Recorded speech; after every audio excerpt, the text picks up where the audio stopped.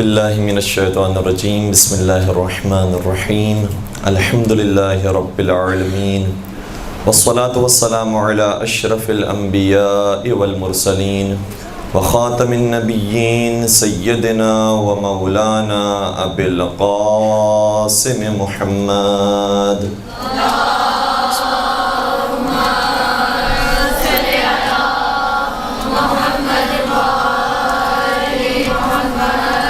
وعلى أهل بيته الطيبين الطاهرين المعصومين المظلومين الذين أذهب الله عنهم الرجس وطهرهم تطهيرا.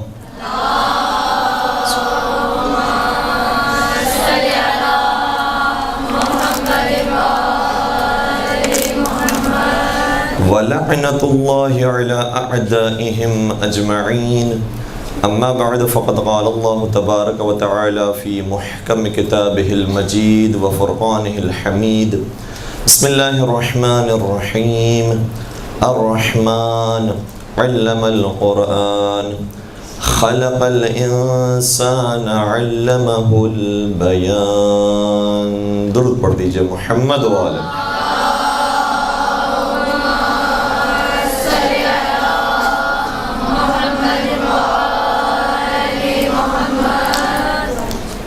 اس سروے کا جس کا ہم نے تھوڑا سا ذکر کیا تھا اس کا آغاز ابھی سے کر رہے ہیں، چونکہ ہمارے پاس وقت بہت کم ہے اور انشاءاللہ باتیں جلدی آپ کی خدمت بیان کرنے کی کوشش کریں گے. اس کا پہلا سوال یہ ہے کہ آپ کی نگاہ میں جو 5 بہترین خطبہ ہیں ان کے نام لکھیے.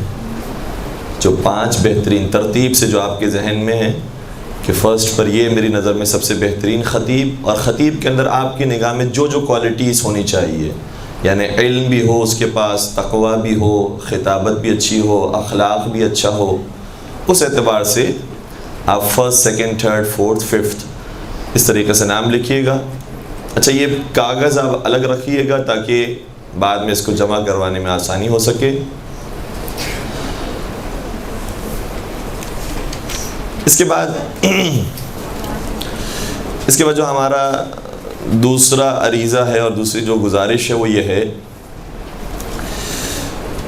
کہ خطابت کے اندر ہم نے شاید پہلے بھی گفتگو کے اندر یہ عرض کیا تھا کہ اس کے کوئی خاص مشکل فارمولاز نہیں ہیں کہ جو ان مشکل فارمولاز کو سمجھے گا، اسے یاد کرے گا، اپلائی کرے گا، تب جا کر وہ خطیب بنے گا.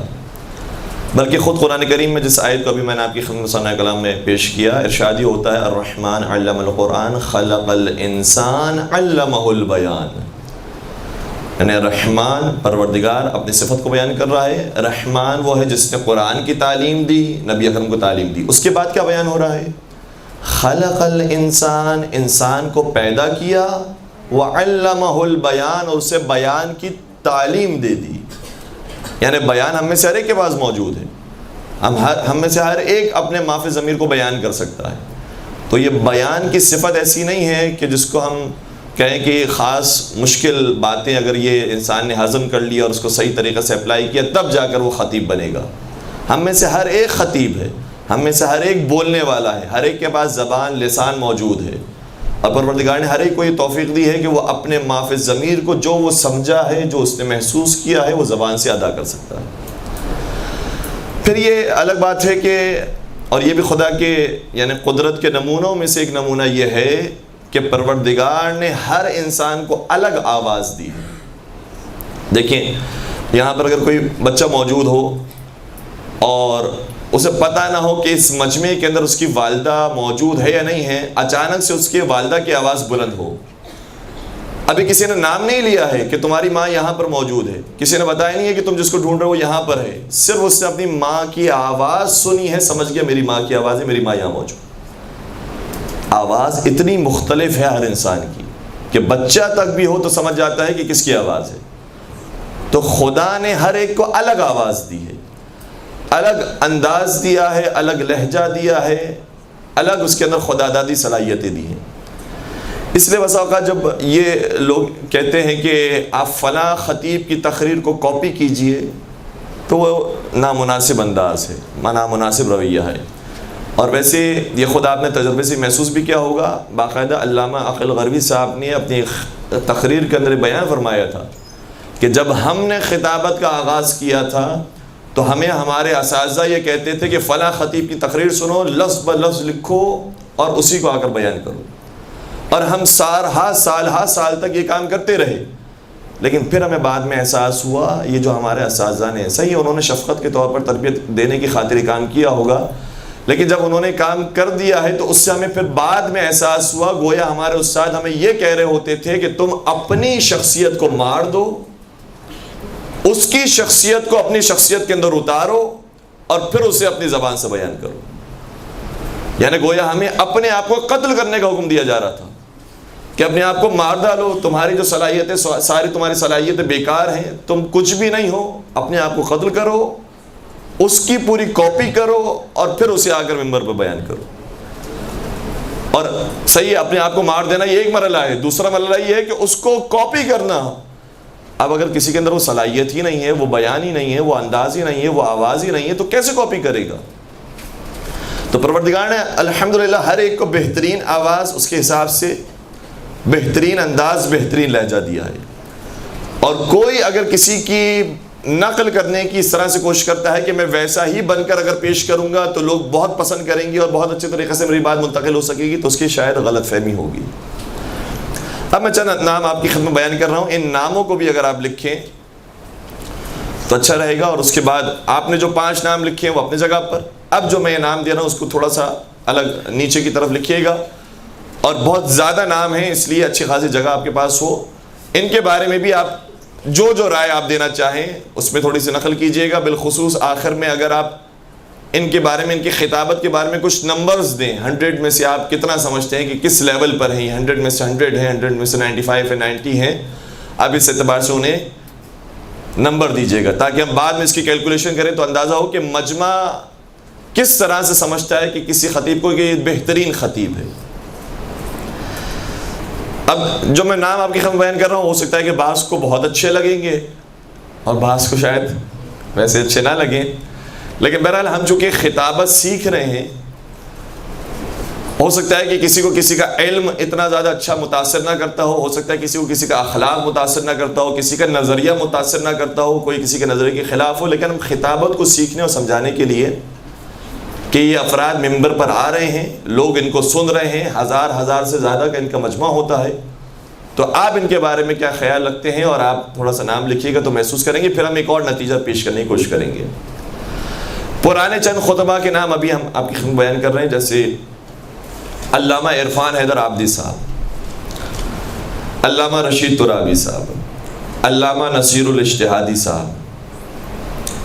ایک لفظ لکھ لیجئے، بعد میں اگر اس کو کمپلیٹ کرنا چاہیں تو بعد میں کمپلیٹ کر لیجئے گا تاکہ ہماری بات بہت زیادہ معطل نہ ہو. علامہ عرفان حیدر عابدی صاحب، علامہ رشید ترابی صاحب، نصیر الاجتہادی صاحب، نقن صاحب، علامہ علی نقی نقن صاحب، علامہ ذیشان حیدر جوادی صاحب، علامہ کلب صادق صاحب، مرزا اطہر صاحب، علامہ طالب جوہری صاحب، پروردگار ان کو طول عمر عطا فرمائے. تو یہ ٹاپ موسٹ سینئر خطبہ کے اندر آپ کو محسوس ہوگا کہ یہ افراد شامل ہیں اور انہوں نے واقعی خدمت انجام دی ہے ممبر کی اور ذکر امام حسین علیہ السلام کی. اس کے بعد جو موجودہ خطبہ ہیں اور ان میں سے جو بہترین خطبہ عام طور پر شمار کیے جاتے ہیں ان کے نام اب میں آپ کی خدمت بیان کر رہا ہوں، جیسے علامہ شہنشاہ حسین نقوی صاحب، علامہ علی رضا رضوی صاحب، علامہ محمد کمیل مہدوی صاحب، علامہ حسن ظفر نقوی صاحب، علامہ ضمیر اختر نقوی صاحب، علامہ عقیل الغروی صاحب، علامہ صادق حسن صاحب، علامہ جان الشاہ کاظمی صاحب، مولانا ذکی باقری صاحب. بہت جلدی ہو گیا؟ اچھا یہ ہماری خطابت کی غلطی ہے، احساس ہونا چاہیے تھا کہ سامعین کس طرح سے اس کو محسوس کریں گے. بس شہنشاہ صاحب کا نام آگے کافی ہے، باقیوں کے نام کی ضرورت نہیں. میں نے جو نام لیے وہ یہ ہے علامہ شہنشاہ حسین نقوی صاحب، علی رضا رضوی صاحب، کمیل مہدوی صاحب، حسن ظفر نقوی صاحب، ضمیر اختر نقوی صاحب، نصرت بخاری صاحب. یہ اچھی بات ہے کہ مائک ہمارے پاس لگا ہوا ہے، آپ کے پاس نہیں لگا ہوا، ورنہ آپ کے کہہ گو کی آوازیں بھی آ رہی ہوتی ہے. عقیل الغروی صاحب، صادق حسن صاحب، جان علی شاہ کاظمی صاحب، ذکی باقری صاحب، اور ایک پنجاب کے عالم دین جو معروف ہیں اور حیات بھی ہیں، پروردگار نے بھی طول عمر عطا فرمائے، علامہ سید تقی شاہ تقوی صاحب۔ یہ وہ علماء کرام ہیں جنہوں نے قم کے ممبر سے خدمات انجام دی ہے، جنہوں نے کراچی کے ممبر سے خدمات انجام دی ہے۔ دیکھیں اپنا وطن بھی بھول گئے کہ کراچی کے ممبر پر عام طور پر انہیں آپ سماعت فرماتے رہی ہیں اور ایک بڑی تعداد ان کو سننے کے لیے جاتی ہے۔ یہ وہ افراد ہیں جنہوں نے زیادہ تر کراچی میں خدمت انجام دی ہے اور بڑی جو شہرت ہے انہیں کراچی کے ممبر سے حاصل ہوئی ہے، اور یہ بھی الحمدللہ ہمارے پاس بڑا سرمایہ ہے کہ ہمارے پاس وہ ممبر موجود ہے جو دنیا میں کسی اور کے پاس نہیں۔ یعنی شاید علم حاصل کرنے کے لیے لوگ شہر قم جائیں گے، علم حاصل کرنے کے لیے شہر نجف جائیں گے، لیکن اگر خطابت کے جوہر دکھانے اور سیکھنے ہیں تو وہ انہیں کراچی آنا پڑے گا۔ یہ الحمدللہ ہمیں اعجاز اور ہمیں افتخار حاصل ہے۔ اس کے بعد جو دیگر اور ذاکرین کے نام سے مشہور ہیں، اب ان کے نام آپ کی خدمت بیان کر رہے ہیں۔ مثلا شوکت رضا شوکت صاحب، علامہ ناصر عباس ملتانی صاحب، علامہ غضنفر عباس تونسوی صاحب، علامہ علی ناصر تلہارہ صاحب۔ شاید ان میں سے بعض افراد کے نام آپ کے لیے ناشنا ہوں چونکہ آپ کا تعلق کراچی سے ہے، لیکن بہرحال آپ انٹرنیٹ پر انہیں سرچ کریں گے تو بے شمار ان کی ویڈیوز آپ کے سامنے آ جائیں گی۔ اسی طریقے سے علامہ آصف رضا علوی صاحب، علامہ حافظ تصدق حسین صاحب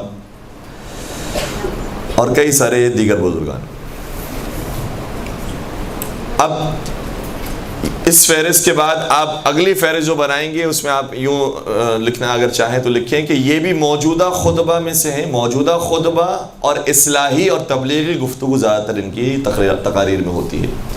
البتہ ہم نے جو پہلے بھی نام بیان کیے تھے اس کے اندر بھی ظاہر سی بات ہے ذکی باقری صاحب کی تقریر ہے، جان شاہ کاظمی صاحب کی تقریر ہے، صادق حسن صاحب کی تقریر ہے، ان کی تقاریر کے اندر بھی اسی طرح کی بات ہوتی ہے، لیکن وہ بہت بڑے معیار پر، اور ایک مرتبہ یعنی یہ کہنا چاہیے کہ 40-50 سال ہو گئے انہیں ممبر کی خدمت انجام دیتے دیتے۔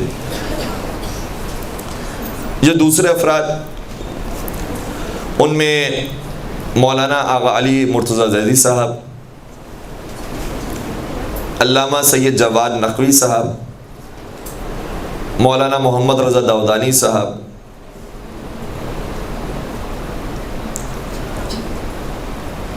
اور خود اس ذاکری کلاس کے اساتذہ جو آپ نے پیمپلیٹ میں ان کے نام دیکھے ہیں، مثلا علامہ ابو طالب طباطبائی صاحب ہیں، یا ظاہراً مولانا غلام رضا روحانی صاحب ہیں، اور دیگر بزرگان ہیں جو عام طور پر ان کی کوشش ہوتی ہے کہ کوئی اصلاحی پیغام ان کی تقریر سے لوگوں کو ملے۔ ڈاکٹر سلمان ترابی صاحب کا جی وہ بھی ہیں۔ ہم نے ایک پوری الگ فہرست بنائی ہوئی ہے کہ جو وہ بھی بڑے بڑے خطبہ ہیں لیکن شاید ان کو سب نہ جانتے ہوں۔ جیسے اگر ہم اس فہرست کو بھی اگر جلدی سے آپ اس کو لکھنے کی نہ لکھیں تو کوئی مذائقہ نہیں ہے، میں صرف نام ان کے عرض کر رہا ہوں کہ جیسے آپ نے خود بیان فرمایا ڈاکٹر سلمان ترابی صاحب ہیں، علامہ عقیل ترابی صاحب ہیں، اسی طریقے سے انڈیا سے تعلق رکھنے والے کچھ خطبہ اچھی گفتگو کرنے والے افراد، علامہ زیغم رضوی صاحب ہیں، علامہ وسیع حسن خان صاحب ہیں، علامہ عابد بالگرامی صاحب، قلب جواد صاحب، قلب رشید صاحب، علامہ ریاض جوہری صاحب، علامہ اسد جوہری صاحب، علامہ امجد جوہری صاحب، عارف حسین شاہ کاظمی صاحب جو جان شاہ کاظمی صاحب کے ظاہراً شاید بھتیجے ہوتے ہیں، علامہ محمد شفا نجفی صاحب، علامہ ماجد رضا عابدی صاحب، علامہ محمد علی نقوی صاحب، علامہ کمال حیدر رضوی صاحب، اور بے شمار نام ہیں، علامہ غلفام حسین ہاشمی صاحب، اور سید منتظر نقوی، یا ظاہراً شاید یہی نام ہے، مولانا سید منتظر عباس نقوی جو اسلام آباد سے تعلق رکھتے ہیں، اور کافی ان کی بھی اچھی تاریخی گفتگو ہوتی ہے۔ تو یہ ایک اور بھی خطبہ کی اگر آپ فہرست کو بڑھانا چاہیں گے تو مزید اور خطبہ بھی آپ کو مل جائیں گے، اور آپ انٹرنیٹ پر سرچ کریں، اور میں آپ کو سرچ کرنے کا بلکہ الحمدللہ یہ ہمارے قوم کے بچوں کو یہ چیز سیکھنی چاہیے اور جاننا چاہیے، چونکہ دنیا جس اسپیڈ سے ترقی کر رہی ہے اسی اسپیڈ سے ہمیں بھی آگے بڑھنا چاہیے۔ اب انٹرنیٹ کا دور ہے، موبائل کا دور ہے، اور نہ جانے کس قسم کی فاسٹ چیزیں آ رہی ہیں، 4G، اب تو سنا ہے کہ 5G تک کی اسپیڈ سے چیزیں آئیں گی، اور جو چیزیں انسان صرف ابھی دیکھ رہا ہوتا تھا اسے باقاعدہ محسوس بھی کیا جا سکے گا۔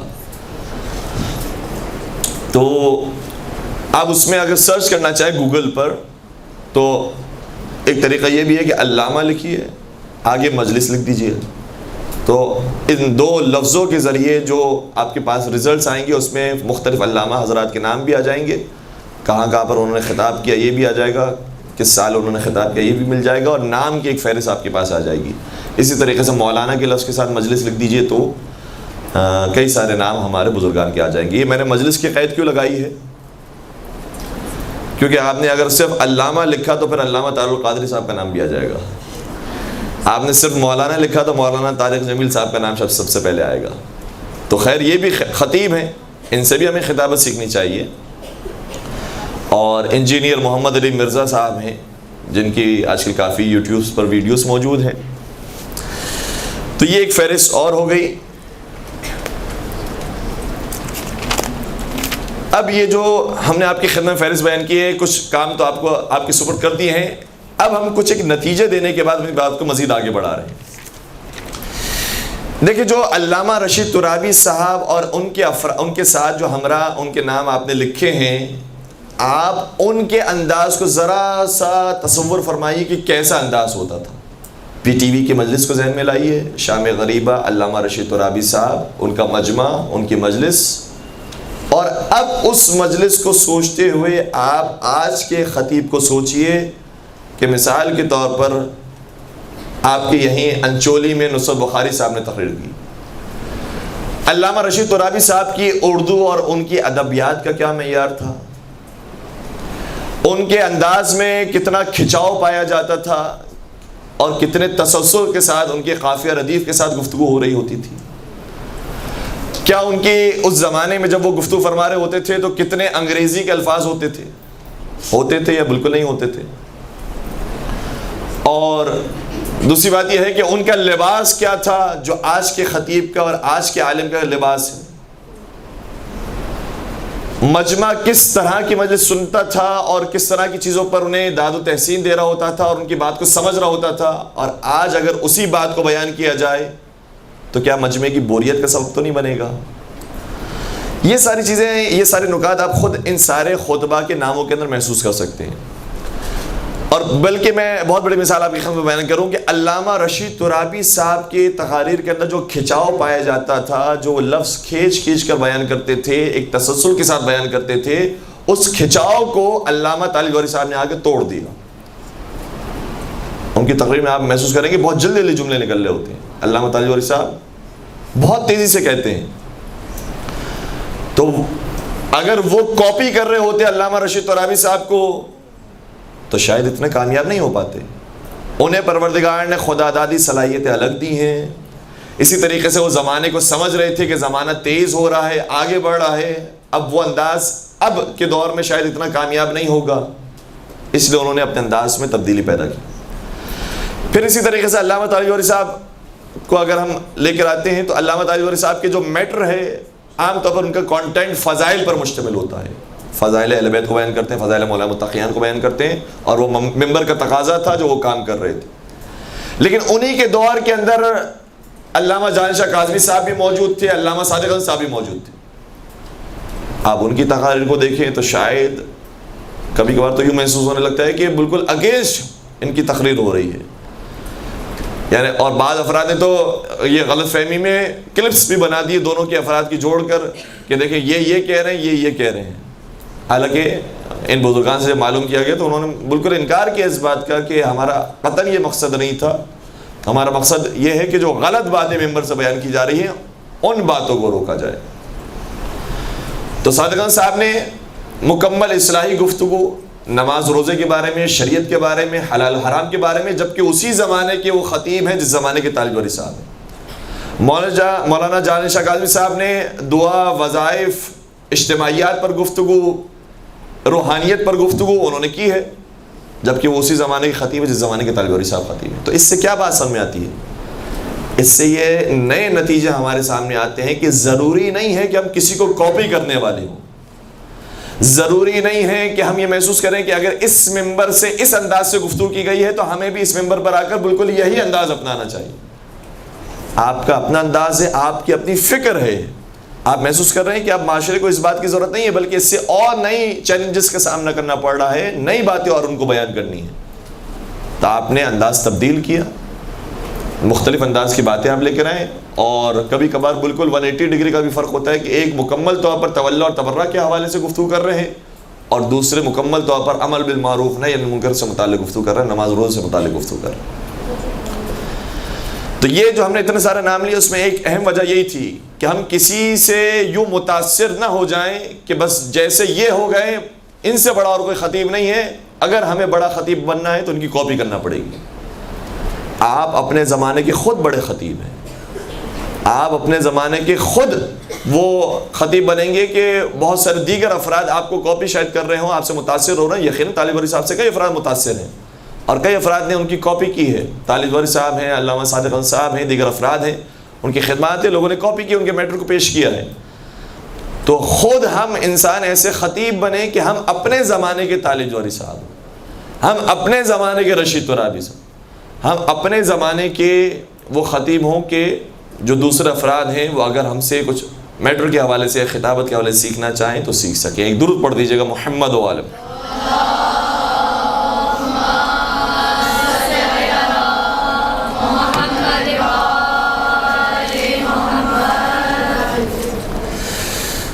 یہ بات ہم نے بیان کر دی اور مکمل کر دی کہ اب یہ مختلف خطبہ ہیں، مختلف انداز کے لوگ ہیں، آپ کو جو صلاحیت دی ہے آپ اسی صلاحیت کو دیکھتے ہوئے بات کو بیان کریں. اب دوسری بات ہم عرض کرنے جا رہے ہیں، اور یہ اس کا تعلق اب ظاہراً ان سارے خطبہ کے ناموں سے نہیں ہے، انشاءاللہ آپ سروے اپنا پیش کر دیجیے گا.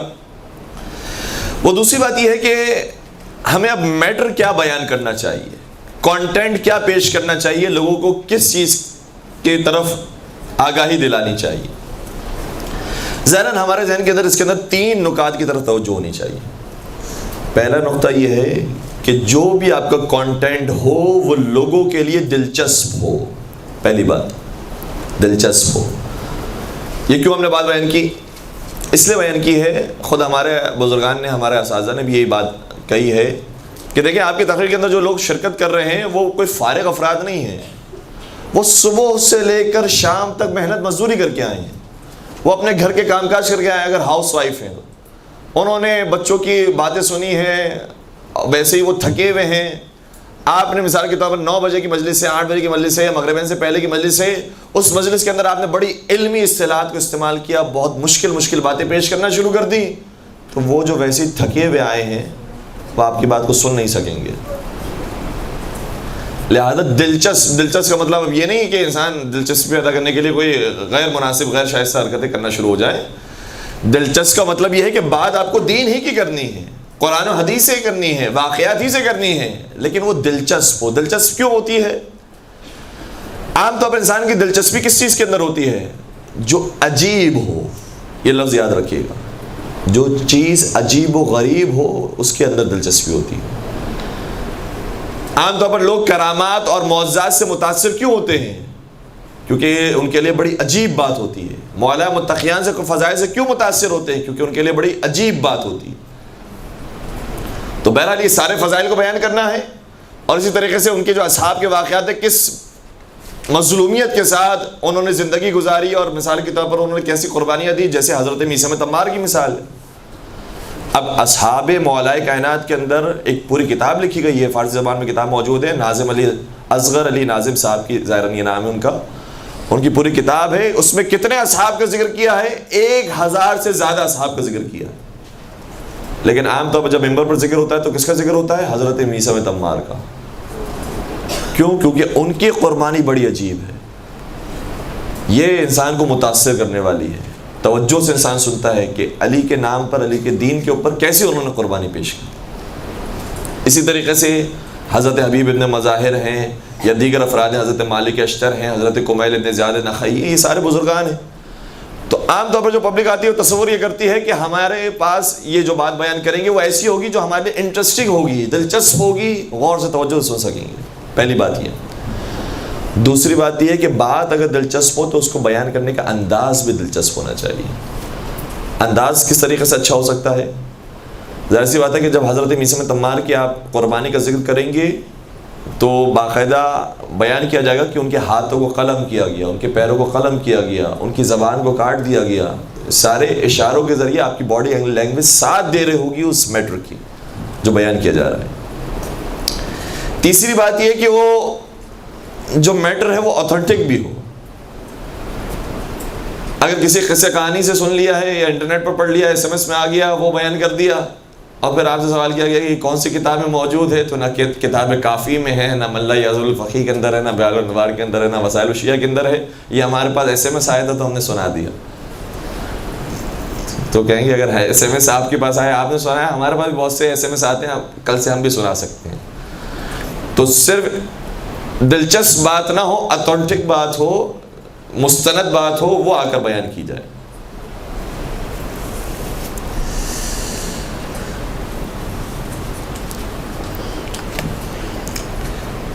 ایک اور بات ہمارے ذہن میں آ گئی، شاید وہ آپ انداز والی بات کو میٹر سے جوائنٹ نہ کرنا چاہیں تو اس کو ہٹا بھی سکتے ہیں. یہ تیسرا پوائنٹ یا اس کو چوتھا پوائنٹ بنانا چاہیں اس کو بنا لیجئے گا کہ جب میٹر پیش کیا جا رہا ہوتا ہے، اپنے بات کو پیش کیا جا رہا ہوتا ہے، تو عام طور پر آپ کسی بھی خطیب کی تقریر کو دیکھ لیجئے، سب کے اندر یہ مشترک بات ہے.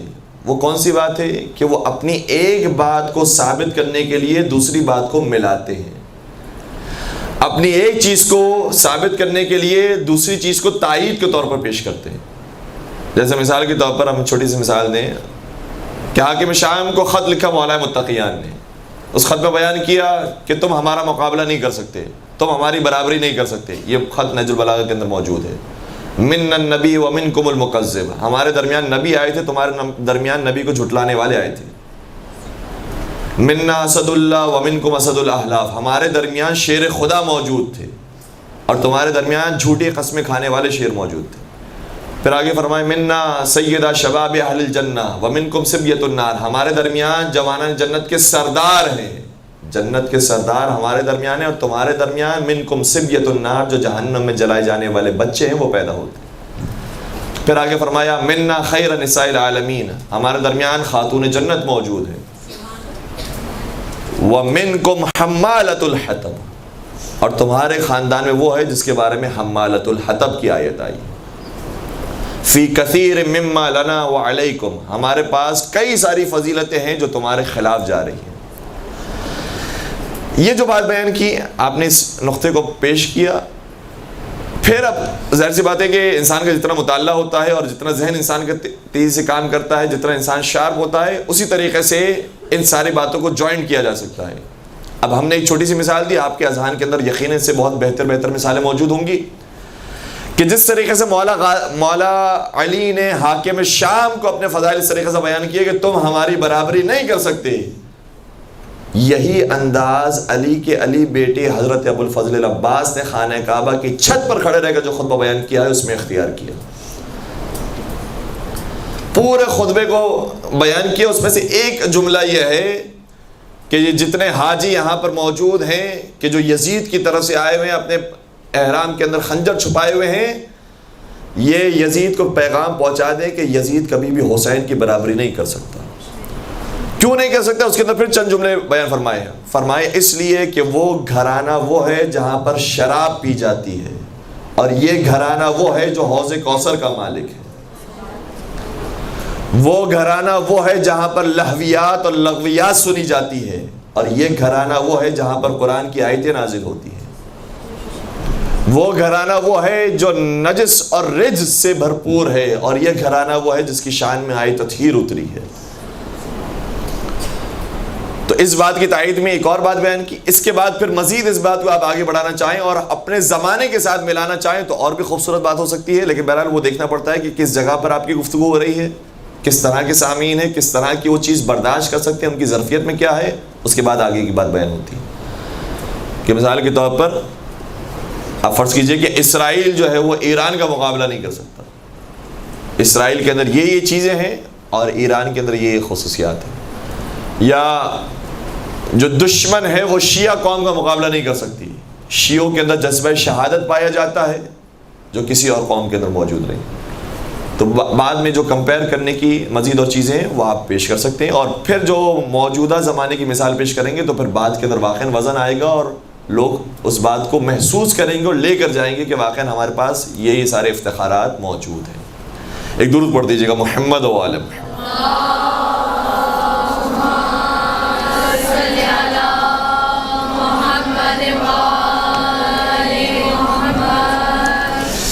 اچھا, ایک اور بات یہ ہے کہ خواتین ذاکرات کے اندر اور مرد خطبہ کے اندر ایک فرق ہے. ظاہر سی بات ہے کہ خواتین جو ہیں اپنے گھر کو وقت دیتی ہیں, اور ہاؤس وائف اور گھر کے اندر جو وقت دینا ہے یہ کوئی چھوٹا کام نہیں ہے. سنت حضرت فاطمہ زہرا جو انجام دے رہی ہیں, اور اس کا ثواب بے شمار روایتوں کے اندر بیان کیا گیا ہے. لیکن اس ثواب کو ہم کبھی بھی نگلیکٹ نہیں کر سکتے, اس کی نفی نہیں کر سکتے. یہ کام کرنا چاہیے, بڑی ذمہ داری ہے, اس وظیفے کو صحیح طریقے سے انجام دینا چاہیے. لہذا وہ افراد وہ خواتین جو بہرحال گھر کے اندر مصروف ہیں اور وہ ایک طریقے سے بڑی عبادت انجام دے رہی ہیں, ظاہر سی بات ہے اتنا وقت نہیں مل پاتا کہ وہ ذاکری کو بہت بھرپور طریقے سے وقت دے سکیں. اس لیے ان کی جو ذمہ داریاں ہیں وہ الگ بنتی ہیں.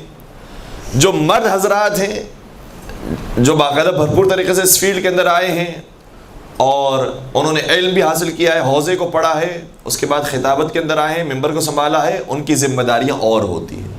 اب میں یہ تو نہیں کہہ رہا کہ ان کی ذمہ داریاں زیادہ بڑی ہیں, خواتین کی ذمہ داریاں چھوٹی ہیں, کیونکہ خواتین کی جو ذمہ داری گھر کی ذمہ داری ہے وہ کوئی چھوٹی ذمہ داری نہیں ہے, بہت بڑی ذمہ داری ہے.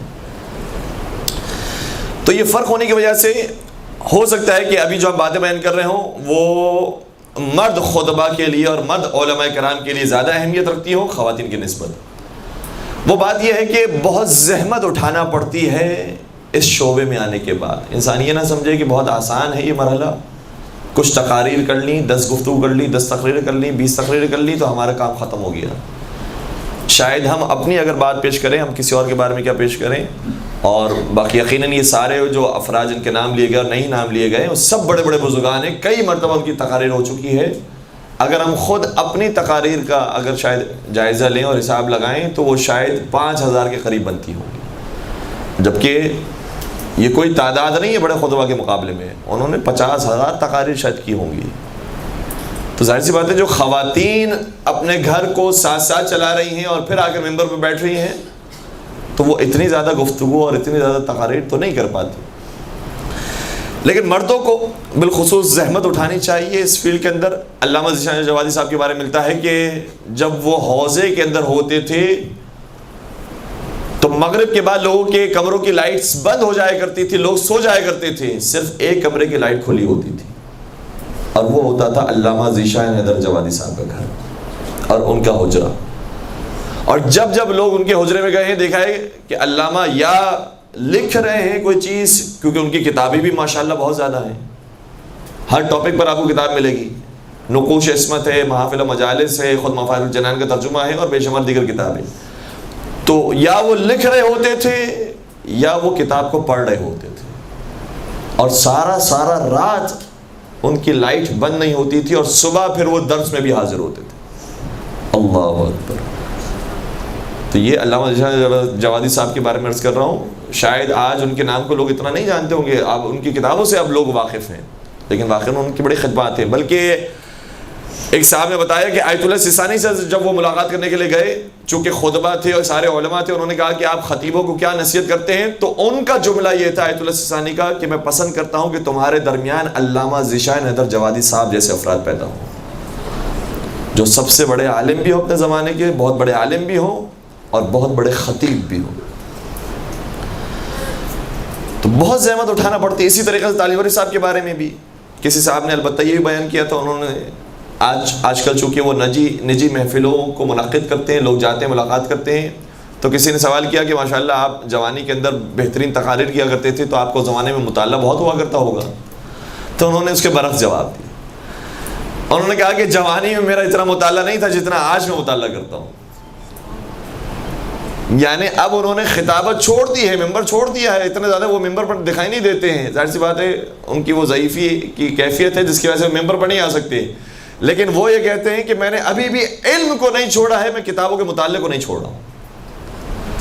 اور ایک ہمارے دوست ہیں کرنل صاحب ہیں، انہوں نے بیان کیا مختلف جگہوں پر ان کا جانے کا اتفاق ہوتا ہے، انہوں نے کہا کہ پاکستان کے ایک شہر میں، ظاہراً وہ پنجاب کے اندر موجود ہے، شہر ہے یا گاؤں ہے، رپورٹ یہ ہے صرف ویکیپیڈیا کی نہیں، جتنے بھی ادارے ہیں سب کی رپورٹ یہ ہے کہ پاکستان میں سب سے بڑی لائبریری اس گاؤں میں موجود ہے۔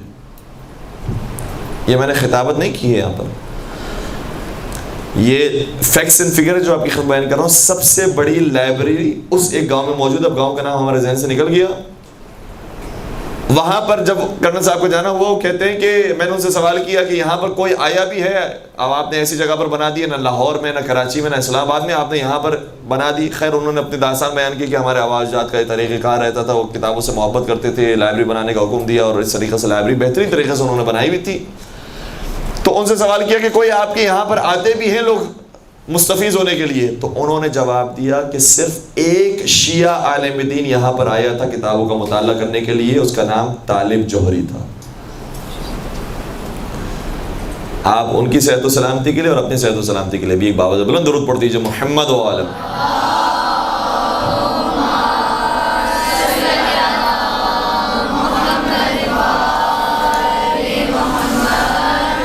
تو بھرپور طریقے سے احمد اٹھانا پڑتی ہے، دن اور رات ایک کر کے کتابیں پڑھنا پڑتی ہیں، علماء کرام کی باتوں کو سننا، یعنی ان کی مجالس کو سننا پڑتا ہے، اپنے اندر بہتری سے بہتری لانے کی کوشش کرنی پڑتی ہے، اور یہ تو یقینی بات ہے کہ ہر وقت ہر لمحہ پروردگار سے توفیق طلب کرتے رہنا، دعا مانگتے رہنا، بالخصوص صلوات کی تسبیح ہو۔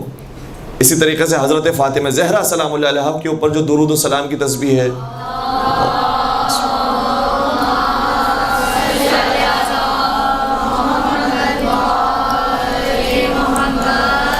یہ بہت ضروری ہے۔ اور ہم تو خیر اپنی بہت ادنا سی کوشش آپ کی خدمت سے لے کر آئے دکھانے کے لیے کہ وہ افراد کے جو ابھی نئے نئے اس شعبے میں داخل ہونا چاہتے ہیں اور ہو رہے ہیں، تو اب میں تو یہ نہیں کہوں گا کہ یہ دیکھنے کے بعد وہ داخل نہ ہو، شعبے میں ضرور تشریف لائیں اور بھرپور طریقے سے محنت کریں اس فیلڈ میں آنے کے بعد، اور خدمت انجام دیں مذہب تشیع کے لیے۔ یہ چند ایک صرف ڈائریز ہیں، وہ ڈائریز جو ہمارے شاید 5 سال کی جو تقاریر ہیں وہ ان کے اندر موجود ہیں، اور آپ شاید کھول کے دیکھیں گے تو تقاریر کے اندر پورے واقعات نہیں ہیں، پورے احادیث موجود نہیں، صرف اشارے دیے گئے ہیں کہ فلاں جگہ پر یہ حدیث دیکھی تھی، ذہن میں وہ کتاب موجود ہے، یا اگر انٹرنیٹ پر دیکھی ہے، سافٹ ویئر کے اندر دیکھی ہے حوالے کے ساتھ، تو وہ چیز موجود ہے، ہم نے صرف ایک لائن کے اندر 2 لائنوں کے اندر لکھ دیا ہے کہ یہ تقریر کے اندر بیان کرنا ہے۔ جبکہ 8 سال سے ہم شہر قم میں موجود ہیں، اور ظاہر سی بات ہے کہ قم میں ہونے کے بعد انسان مجالس سے تھوڑا سا دور ہو جاتا ہے، ممبر سے دور ہو جاتا ہے۔ اگر ہم اس عرصے کے اندر بھی یہاں پر ہوتے اور تقاریر کر رہے ہوتے تو شاید اس سے ڈبل تعداد ہوتی۔ تو آپ فرض کیجئے کہ وہ افراد کے جنہوں نے 50 سال تک خدمات انجام دی ہیں، کتنی زحمتیں انہوں نے اٹھائی ہیں، جو ہم آ کر ممبر پر آسانی سے سنتے ہیں۔ جو ایک تقریر ہوتی ہے 1 گھنٹے کی، اس کے لیے 100 گھنٹے انہوں نے لگائے ہوتے ہیں، تب جا کر آ کر وہ ممبر پر بیان کر رہے ہوتے ہیں۔ ایک کتاب مجالس المؤمنین کے نام سے ہے، شہید ثالث قاضی نور اللہ شوستری کی کتاب۔ اب آپ نے لکھ تو لی ہے کتاب، میں دیکھ رہا ہوں، لیکن اصل میں اس کا تعلق خطابت سے نہیں ہے، ہمارے ایک ذاتی تجربے سے ہے۔ وہ بیان کرنے جا رہا تھا کہ ہم نے اس 1000 صفحے کی کتاب کو، 1000 سے زیادہ صفحے کی کتاب ہے، ہمیں کسی نے کہا تھا کہ اگر آپ صحیح اچھے معنوں میں عالم بننا چاہتے ہیں اور خطیب بننا چاہتے ہیں تو اس کتاب کا ضرور مطالعہ کریں۔ ہم نے شروع سے لے کر آخر تک اس کا ایک لفظ پڑھا ہے، اور پڑھنے کے بعد جس زمانے میں پڑھی تھی اس زمانے میں اتنا شعور نہیں تھا، تو پڑھنے کے بعد ہمیں پتہ نہیں چلا کہ اس میں سے ہمیں بیان کیا کرنا ہے۔ ممبر پر آ کر پوری کتاب 1000 صفحے سے زیادہ کی وہ پڑھ لی، اور اس میں سے کوئی سمجھ نہیں آئی بات کہ بیان کیا کرنے کی ممبر پر آ کر۔ بعد میں احساس ہوا کہ ہاں یہ کچھ ایک واقعات ہیں جو شاید ممبر پہ صحیح طریقے سے بیان ہو سکتے ہیں، شاید اب تک ہم نے اس 1000 صفحے کی کتاب میں سے 3 سے 4 واقعات بیان کیے ہوں گے، اور آپ محسوس کر سکتے ہیں کہ 10 صفحے پڑھنے کے لیے انسان کو کتنا وقت چاہیے ہوتا ہے، 1000 صفحے پڑھنے کے لیے کتنا چاہیے ہوگا، اور یہ ایک کتاب کی بات ہو رہی ہے، کتنی اور کتابیں پڑھی ہوں گی۔ تو جتنے بھی علماء بزرگان ہیں کئی ساری کتابوں کا ان کا مطالعہ ہے، تب جا کر وہ صحیح طریقے سے ممبر پر بیان کر پاتے ہیں، اعتماد کے ساتھ، اتھینٹسٹی کے ساتھ، اور بھرپور طریقے سے اپنے ممبر کا حق ادا کر پاتے ہیں۔ تو یہ زحمت کے عنصر کو بالکل بھی فراموش نہیں کیجیے گا۔ زحمت بہت ہے اس فیلڈ کے اندر، لیکن انشاءاللہ اس زحمت کے بعد کی جو دنیا ہے وہ رحمت ہی رحمت ہے، اور انشاءاللہ اس کے اندر آسانیاں ہیں، اور تعداد بہت کم ہے، ممبر پر آنے والے افراد کی تعداد کم ہے، ضرورت بہت زیادہ ہے۔ ہر ایک شخص چاہتا ہے کہ مجلس اپنے گھر میں منعقد کرے، عشرے اپنے گھر میں منعقد کرے، خمسے رکھے، لیکن ان کے پاس صحیح خطبہ موجود نہیں ہے، علماء کرام موجود نہیں ہیں۔ تو انشاءاللہ آپ یہاں پر جتنی تعداد آئی ہے سب بھرپور طریقے سے کتابوں کا مطالعہ کریں۔ میں یہ نہیں کہتا کہ فلاں کتاب پڑھیں، فلاں کتاب پڑھیں، فلاں نہ پڑھیں، فلاں نہ پڑھیں، اس کا فائدہ نہیں۔ الحمدللہ جتنی کتابیں آپ سمجھ سکتے ہیں کہ بہتر کتابیں ہیں، اچھی کتابیں، سبھی کا مطالعہ کیجیے۔ بالخصوص قرآن کریم کے ترجمے کو شروع سے لے کر آخر تک ضرور پڑھیں، اور ایک مرتبہ نہیں، ایک سال میں ایک مرتبہ، اگلے سال دوبارہ سے شروع سے آخر تک۔ جب انسان قرآن کریم کے ترجمے کو پڑھے گا کتنے ایسے نکات ہوں گے جو اس کو تازہ محسوس ہوں گے کہ اچھا یہ بات قرآن کریم میں کہی تھی، میں پہلے پڑھ چکا تھا لیکن متوجہ نہیں تھا۔ تو یہ ریگولر انسان اپنا روٹین بنا لے کہ قرآن کریم کے ترجمے کو شروع سے لے کر آخر تک پڑھتا رہے، اور وہ افراد کے جو عربی کو جانتے بھی ہیں، عربی ساتھ ساتھ دیکھتے جائیے، عربی پڑھیے اور ترجمے کو دیکھیے۔ خود عربی سے بھی کئی سارے نکات ذہن میں آتے ہیں، اور کئی دفعہ جو ہے وہ ترجمے سے ذہن میں آتے ہیں۔ اس کے بعد ایسے ایسے تفسیر کی طرف تھوڑا سا آنا چاہے تو آئیے۔ میں نے جو اپنا ذاتی تجربہ ہے وہ اس طریقے سے ہے کہ ترجمے کو پڑھنے کے بعد اور ایک آدھ مرتبہ اور مزید دورہ کرنے کے بعد تفسیر کی طرف جب ہم آئے تو پہلے چھوٹی تفاسیر سے شروع کیا۔ خود علامہ ذیشان جوادی صاحب نے کتاب لکھی ہے انوار القرآن کے نام سے، اس میں ترجمہ بھی موجود ہے اور ساتھ میں حاشیے بھی ہیں، چھوٹی سی تفسیر بھی ہے۔ اس کو ہم نے شروع سے آخر تک مکمل کیا۔ اس کے بعد پھر تفسیر نمونہ کو شروع کیجیے، یا اس کے بعد دیگر جو تفاسیر ہیں، انوار النجف کے نام سے ہے، دیگر افراد کی جو تفاسیر ہے، نقن صاحب کی بھی تفسیر ہے وہ بھی مختصر ہے، اس کو انسان جس میں دلچسپی رکھتا ہے اور محسوس کرتا ہے کہ شاید یہ ضرورت کے مطابق ہے، اس کو پڑھنے کی کوشش کریں۔ تو کتابوں کے اندر جو ہماری بنیادی کتابیں وہ قرآن کریم ہے، اسی طریقے سے نہج البلاغہ کو بھی ضرور ایک مرتبہ کم از کم مطالعہ کریں، شروع سے لے کر آخر تک، اور جو آخری حصہ ہے کلمات حکمت کا اس کا مطالعہ بار بار کریں، اس کا مطالعہ بار بار کریں، جو آخری حصہ کلمات قصار کا، کلمات حکمت کا حصہ۔ تیسری کتاب جو بنیادی کتاب ہے، شاید اس کا مطالعہ بھی بہت زیادہ ضروری ہے، وہ صحیفہ سجادیہ ہے، شروع سے لے کر آخر تک اس کا بھی ایک مرتبہ مطالعہ کیجیے۔ بس اوقات انسان کے ذہن میں، اور اس طریقے سے مطالعہ کیجیے کہ میں اس کتاب پر گویا اعتراض بھی ہے، سوال بھی ہے کہ اس میں یہ کیوں لکھا ہے، اس میں لکھنے کا یہ مقصد کیا ہے، یعنی سرسری نگاہ نہ ہو کہ ہاں یہ ثواب کی کتاب ہے لہٰذا ہم نے پڑھ لی شروع سے لے کر آخر تک۔ انشاءاللہ ثواب تو ضرور مل رہا ہے۔ وہ جملہ یاد آتا ہے مجھے جارج جرداق کا، جو انہوں نے قم میں آنے کے بعد یہ کہا تھا، قم کے مجمع سے مخاطب کر کے، جس میں طلاب موجود ہیں، علماء موجود ہیں، ان سے مخاطب کر کے کہا کہ آپ کی کتاب جو نہج البلاغہ ہے اس کا میں نے 200 مرتبہ مطالعہ کیا ہے، 200 مرتبہ، اللہ اکبر۔ تو بڑی زحمت ہے اس کے اندر، اور کہتے ہیں کہ جب میں نے مطالعہ کیا ہمیشہ نئے موتی اس میں سے پائے ہیں۔ تو اس سے جب مطالعہ کیا تو ثواب کی نیت سے تو نہیں کیا ہے کہ میں پڑھتا رہوں گا مجھے ثواب ملتا رہے گا، وہ تو عیسائی ہے، لبنانی ہے، جارج جرداق اس کا نام تھا، شاید بعد میں آخر میں شیعہ ہو گیا۔ تو ثواب کی نیت سے انشاءاللہ وہ تو ہے اپنے مقام پر، لیکن اس دقت کے ساتھ کہ یہ لفظ کیوں استعمال ہوا ہے، یہ کیوں اس کے اندر پیغام دیا گیا، اور یقیناً بہت سارے سوالات ہوں گے جو آپ کے ذہنوں میں پیدا بھی ہوں گے، اور بہت سارے سوالات کے جوابات بھی ملیں گے۔ مثال کے طور پر ایک نقطہ میں اتفاقی طور پر ذہن میں آیا تو بیان کر رہا ہوں۔ ہمارے درمیان جب صلوات بھیجی جاتی ہے تو اس طریقے سے بھیجی جاتی ہے، اور عام طور پر اکثر مقامات پر یہی لکھا ہے کہ اسی طریقے سے صلوات ہونی چاہیے۔ کس انداز سے؟ ایک مرتبہ پڑھ کے دکھائیے گا۔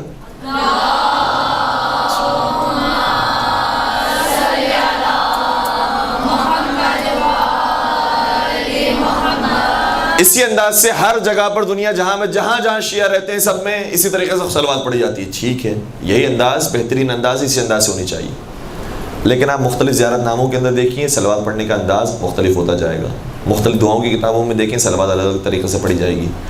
حتیٰ بعض لوگوں نے جو یہ نقطہ بیان کیا ہے کہ صلوات اس طریقے سے ہونی چاہیے کہ اللہم صلی علی محمد و آل محمد ملا کر پڑھا جائے. تو عجیب بات یہ ہے کہ اگر عربی قواعد کے اعتبار سے دیکھا جائے اور مراجعین سے پوچھا جائے, مرشدین سے پوچھا جائے کہ کیا ان کا ثواب الگ الگ ہو جاتا ہے اگر محمد کر کے پڑھا جائے, اللہم صلی علی محمد و آل محمد پڑھا جائے تو دونوں کے ثواب میں فرق آتا ہے؟ تو کسی کا بھی جواب نہیں ہوگا کہ فرق آ جاتا ہے. ہر ایک یہ کہے گا کہ کوئی فرق نہیں آتا. عربی قاعدہ ہے اللہم صلی علی محمد بھی پڑھا جا سکتا ہے اور اللہم صلی علی محمد و آل محمد بھی پڑھا جا سکتا ہے, دونوں میں کوئی مذائقہ نہیں ہے. بلکہ اس سے بڑھ کر جو افراد بعض دفعہ یہ نقطہ بیان کر کے چلے گئے کہ اللہم صلی علی محمد و علی آل محمد کہنا غلط ہے, اس طریقے سے صلوات نہیں ہوتی, یہ صلوات غلط صلوات ہے. صحیفہ سجادیہ میں دیکھیں تو اس طریقے سے بھی صلوات موجود ہے کہ اللہم صلی علی محمد و علی آل محمد و علی آلہ, یہ لفظ موجود ہے.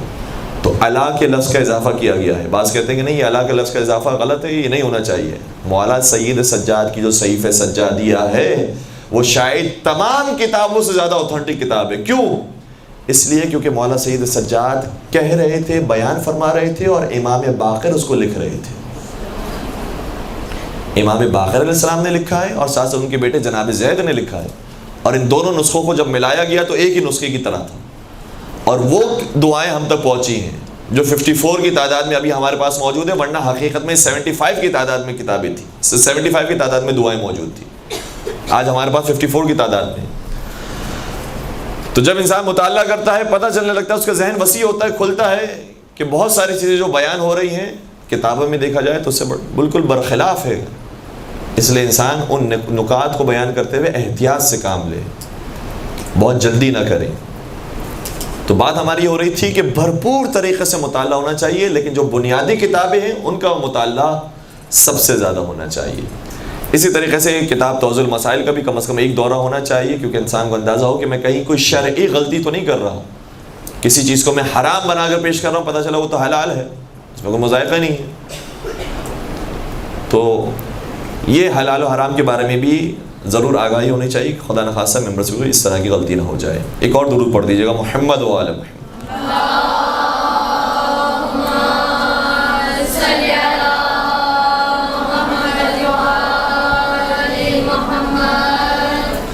اب جب انسان نے مطالعہ کیا ہے تو اس کے بعد دوسرا مرحلہ یہ ہے کہ صرف مطالعہ کرنا کافی نہیں ہے. جو ہم سے بھی غلطی ہوئی مجالس المومنین پوری کتاب پڑھنے کے بعد اس کا احساس ہوا کہ صرف مطالعہ کرنا کافی نہیں ہے, بلکہ اسے استخراج کر کے اسے نکال کر اس کی صحیح طریقے سے نوٹنگ کرنا ہو.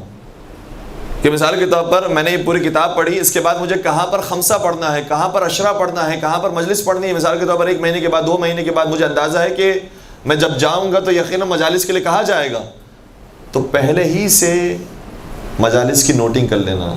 کہ مثال کے طور پر میں نے یہ بات جو پڑھی ہے اس کا تعلق والدین کے احترام کے بارے میں, دوسرا بھی ایک واقعہ پڑھا وہ بھی والدین کے احترام سے ہی ریلیٹڈ ہے, حدیث دیکھی اس سے ریلیٹڈ ہے, ان سب کو ایک جگہ پر جمع کیا تاکہ جب مجلس کا وقت آئے تو آسانی سے میں مجلس ڈیلیور کر سکوں.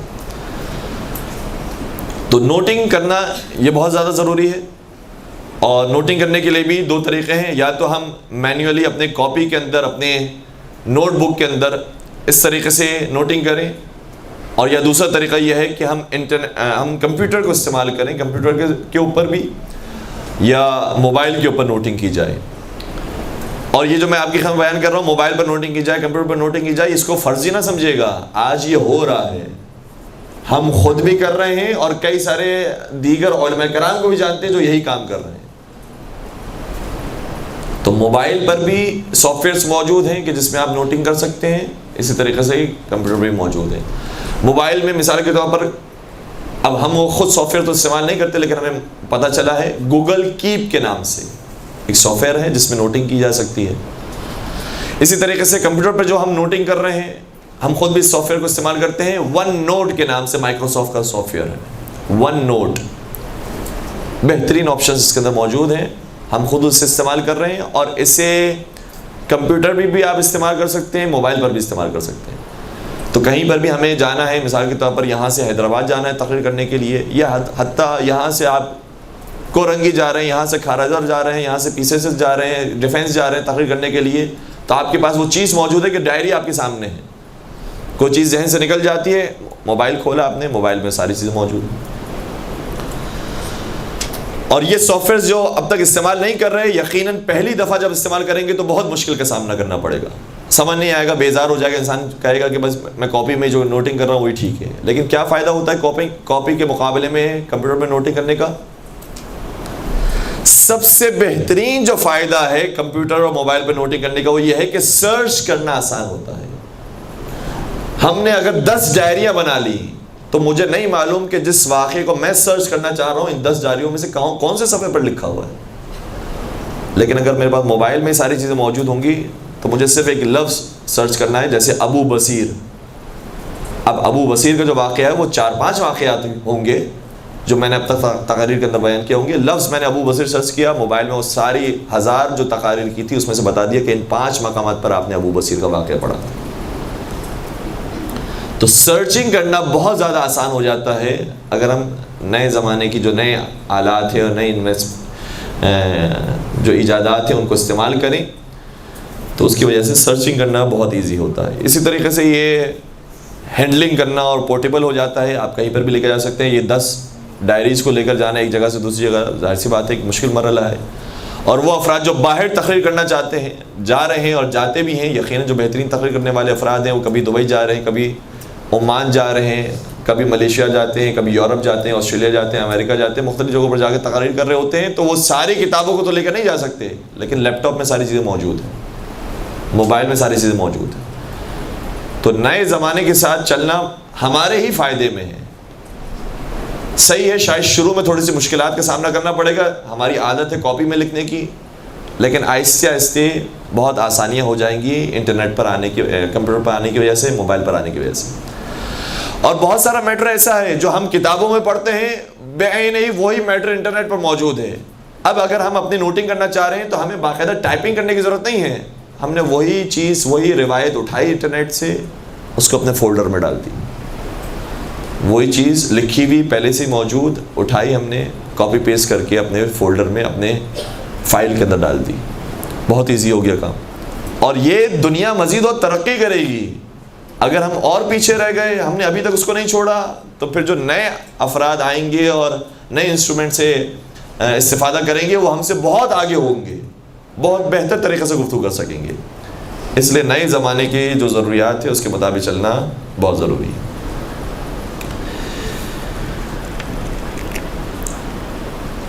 زیادہ وقت اصل میں ہمارے پاس نہیں بچا ہے, اس لیے ہم دیکھ رہے ہیں کہ کون سے نقطے کو ہم اب بیان کرتے ہیں جو مناسب رہے گا. اچھا, ایک چیز اور بھی ہے, وہ یہ ہے کہ الحمدللہ ہم سب کراچی میں موجود ہیں, کراچی کے اندر تقاریر کر رہے ہیں, خدمات انجام دے رہے ہیں. ایک بات تو یہ ہے کہ کراچی کے ممبروں سے جو باتیں بیان کی جاتی ہیں عام طور وہ پوری دنیا میں مشہور ہوتی ہیں, پوری دنیا تک پھیل جاتی ہیں. بالخصوص نشر پاک کے ممبر کو بہت زیادہ فالو کیا جاتا ہے. اس کے علاوہ بھی جو کراچی میں دیگر ممبر ہیں ان سب کی ویڈیوز, ان سب کی کلپس وغیرہ پوری دنیا میں جاتی ہیں, جبکہ باقی جگہوں پر بھی مجالس ہو رہی ہوتی ہیں لیکن ان کی کلپس, ان کی ویڈیوز اتنی زیادہ مشہور نہیں ہوتی اور بات نہیں پھیلتی. اس لیے یہ بڑی اپارچونیٹی ہم سب کو حاصل ہے کہ ہم کراچی کی ممبر پر آ کر جب گفتگو کریں گے تو یقیناً یہ بات پوری دنیا تک جائے گی. لیکن اس کے ساتھ دوسری بات یہ ہے کہ آج کے دور کے اندر سوشل میڈیا کو بھی استعمال کرنا بہت ضروری ہے. البتہ یہ بات زیادہ تر مرد علماء اور مرد خطبہ کے لیے ہے کہ سوشل میڈیا کو بھی اچھے طریقے سے انسان استعمال کرے, اور جس نے استعمال نہیں کیا ہے وہ پھر اسی طریقے سے پیچھے رہ جائے گا, اور آہستہ آہستہ جو نئی جنریشن آئے گی وہ ان ساری چیزوں کے ساتھ ہوگی اور وہ ان ساری چیزوں کو استعمال کرے گی. جو استعمال کرتا جائے گا وہ آگے جائے گا. اب ہم نے اگر بات بیان کی ہے، ایک ممبر سے 100 لوگ سننے والے ہیں، 500 لوگ سننے والے ہیں، لیکن ظاہر سی بات ہے جب اس کی ویڈیو، اس کی کلپ واٹس ایپ پر بنے گی تو واٹس ایپ پر لاکھوں لوگ دیکھ رہے ہیں، لاکھوں لوگوں تک پہنچے گی، ہزاروں لوگوں تک پہنچے گی. اسی طریقے سے فیس بک کا میڈیم ہے یا یوٹیوب کا میڈیم ہے، یہ جو بڑے بڑے میڈیمس ہیں، ٹویٹر کا میڈیم ہے، ان کو اگر استعمال کریں گے تو بات زیادہ افراد تک پہنچ سکے گی، اور یہ بھی زمانے کے ساتھ چلنا ہمارے لیے بہت ضروری ہے.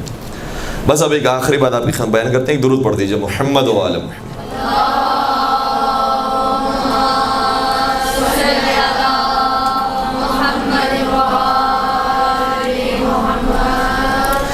وہ بھی یہ ہے کہ یہ جتنے بھی خطبہ کے ہم نے آپ کی خدمت میں نام بیان کیے ہیں، سب کے اندر یہ کچھ کوالٹیز ہیں جو مشترک ہیں اور ہونی چاہیے. اگر نہیں ہوں گی تو وہ آدمی کسی نہ کسی اعتبار سے خامی کا شکار ہوگا اور پیچھے رہ جائے گا.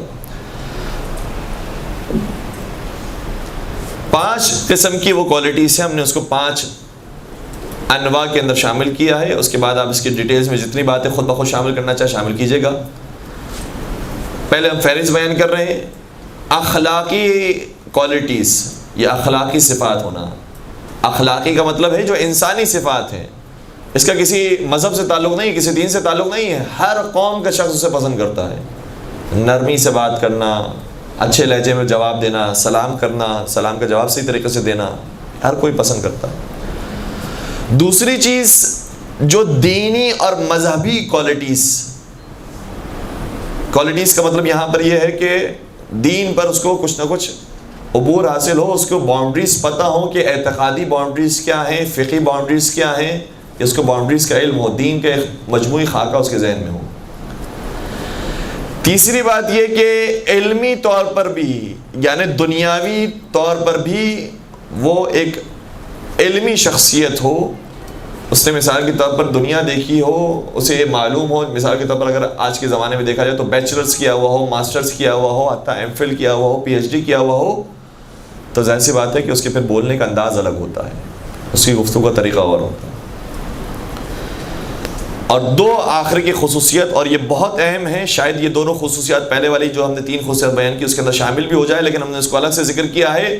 وہ 2 خصوصیت، پہلی خصوصیت خود اعتمادی ہونا، کانفیڈنس ہونا، اور آخری خصوصیت جو یا دوسری خصوصیت جو اس کے ساتھ موجود ہے وہ یہ کہ انسان کا خود مرتب اور منظم ہونا. اب یہ مرتب و منظم ہونا تھوڑا سا مشکل لفظ ہو گیا، میں اس کو آسان بھی کر سکتا تھا، لیکن آسان کرنے کے اندر جو لفظ استعمال ہوگا شاید اتنا مناسب نہ ہو. کہ خود انسان کی ڈریسنگ، انسان کا جو حلیہ ہے وہ اس قسم کا ہو کہ جو شائستہ ہو، پسندیدہ ہو. اب خود اگر انسان صحیح طریقے سے اپنے بالوں کو مرتب کر کے نہیں آئے گا، اپنے چہرے کو مرتب کر کے نہیں آئے گا، اپنے لباس کو صحیح سے مرتب نہیں کیا ہوا، تو شاید اس کا ایک اپنا جو حلقہ ہے وہ تو پسند کرے گا، لیکن عام پوری دنیا کے اندر وہ قابل قبول نہیں ہوگا کہ جس کی ڈریسنگ ٹھیک نہ ہو، جس کا حلیہ مناسب نہ ہو. یہ انسان کے جسمانی اعتبار سے بھی اور لباس کے اعتبار سے بھی دونوں چیزوں کے اندر توجہ ضروری ہے. اب ہم پہلے نقطے کے حوالے سے چند ایک باتیں بیان کر رہے ہیں جو اخلاقی اور انسانی صفات ہیں، اس کا ہونا کتنا زیادہ ضروری ہے. کبھی کبھار کچھ چیزوں کے اندر لوگ بہت زیادہ جذباتی ہو جاتے ہیں، برداشت نہیں کر پاتے.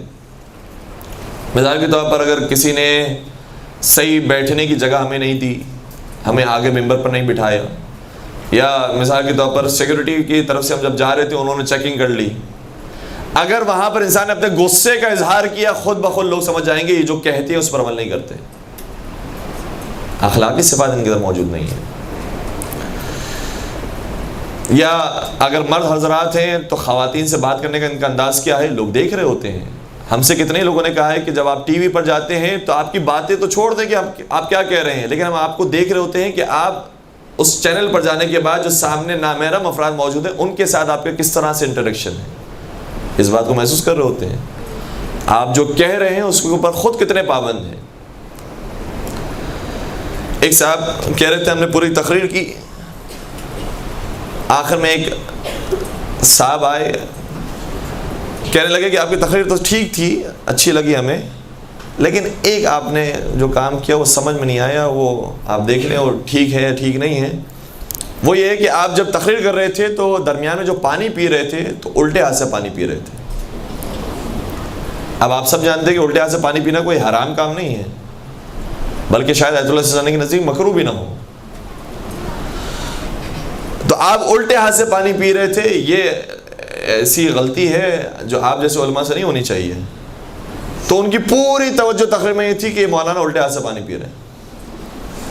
اب مولانا نے خود ہمیں بتایا، کہا کہ وہ پانی ہی میرے الٹے طرف پڑا ہوا تھا، الٹی سائڈ پڑا ہوا تھا، میں نے آسانی سے پانی اٹھایا، پانی پی لیا، میں خود ہی متوجہ نہیں تھا اس بارے میں.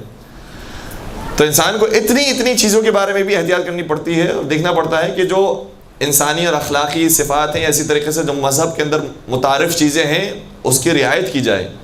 اگر الٹی طرف پانی رکھا بھی ہے انہوں نے تو ان کی غلطی ہے یا ان سے غلطی ہو گئی.